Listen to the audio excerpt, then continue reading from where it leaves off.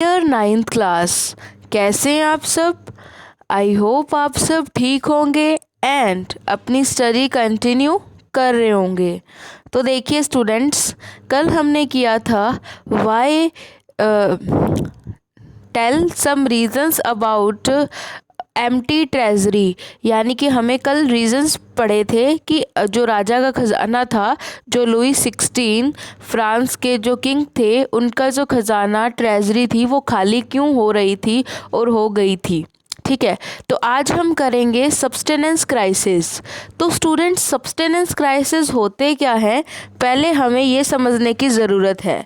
तो students, सब्सटेनेंस crisis होते हैं मतलब अगर हमें जीना है ना, मतलब if we want to live then we have to struggle, यानी कि ज़िंदा रहने के लिए हमें क्या करना पड़ेगा, स्ट्रगल करना पड़ेगा।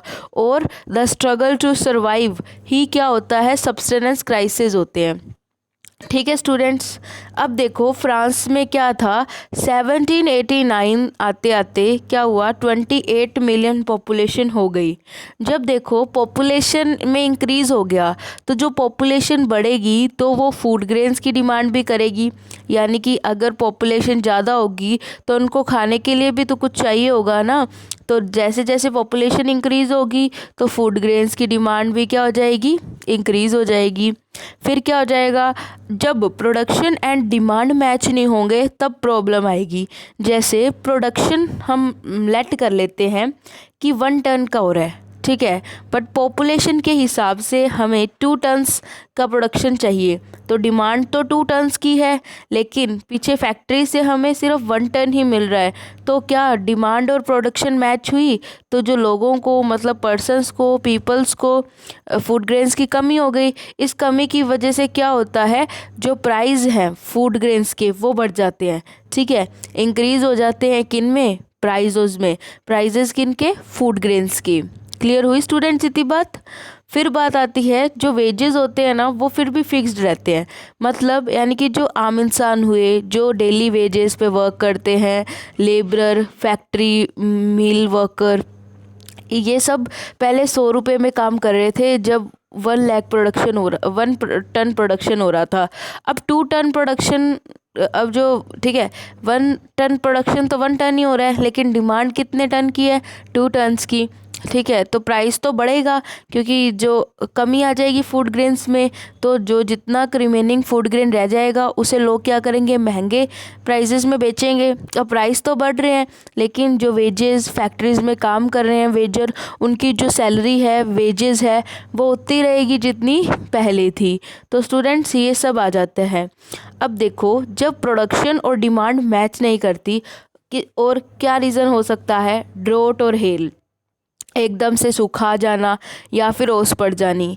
मतलब ये आप समझ सकते हैं कि हमने एक प्रोडक्शन की, ठीक है, हमने प्रोडक्शन की, हमने वीट की क्या है, प्रोडक्शन की। जब हमने वीट की प्रोडक्शन की तो क्या हुआ कि जब वीट की प्रोडक्शन अच्छी खासी हो गई तो एकदम से क्या हो गया, इस पे ओले, मतलब हम बोलते ना, ओले बोल देते हैं, इंग्लिश में बोलेंगे तो हेल या फिर हेल स्टॉर्म्स, ये क्या हो जाते हैं, ये आ जाते हैं। तो उसकी वजह से क्या हो जाती है, हमारी प्रोडक्शन पूरी तरह से ख़राब हो जाती है।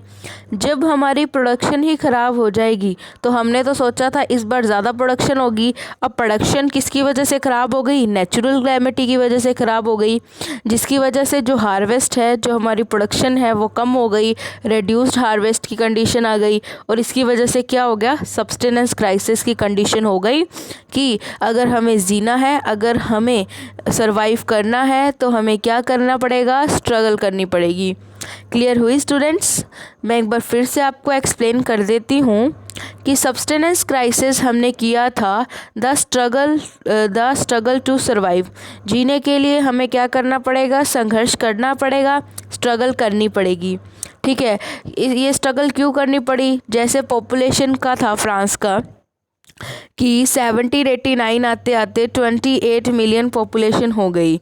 अब जब पॉपुलेशन ज़्यादा हो गई तो फूड ग्रेन्स की डिमांड ज़्यादा हो गई। अब फूड ग्रेन्स की डिमांड कैसे पूरी कर सकते हैं, अगर ज़्यादा प्रोडक्शन हो, फॉर एग्ज़ाम्पल प्रोडक्शन तो ऐसे मान लो कि 1 टन हो रहा था, डिमांड थी 2 टन्स की, तो प्रोडक्शन एंड डिमांड मैच नहीं हुआ। जब ये मैच नहीं हुआ तो इनके प्राइजेस थे वो क्या हो गए, फूड ग्रेन्स के राइज़ हो गए। प्राइजेस राइज़ होने की वजह से क्या हुआ, लोग जो हैं कि काफ़ी ऐसे स्ट्रगल करने लगे क्या करने के लिए, सरवाइव करने के लिए। और फिर हमने किया चलो प्रोडक्शन ही ज़्यादा हो जाए, लेकिन प्रोडक्शन भी ज़्यादा नहीं हो पाई क्योंकि हेल स्टॉर्म्स आ गए या फिर सूखा ड्रोट आ गया, ठीक है, जिसकी वजह से हमें किसकी कंडीशन आ गई, सब्सटेनेंस क्राइसिस की। तो ये तो स्टूडेंट्स आपका टॉपिक था सब्सटेनेंस क्राइसिस। आई होप आपको ये समझ आ गया होगा। ठीक है स्टूडेंट्स, तो हमारा चैप्टर काफ़ी अच्छा चल रहा है, ठीक है। तो अब इसमें क्या आप टॉपिक जो है ऐसे ही करते रहें। तो आई होप स्टूडेंट्स आपको ये समझ आया होगा, ठीक है। तो देखो सब्सटेनेंस क्राइसिस हमने आज कर लिया, ठीक है।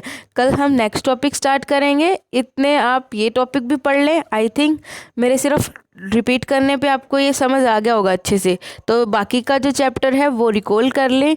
Thank you and have a nice day students. Be safe, be healthy और अपनी स्टडी कंटिन्यू करते रहें, ठीक है, ताकि आपको जो चैप्टर्स हैं ज़्यादा इफ़ेक्टिव वे से समझ आ सके। Thank you and have a nice day.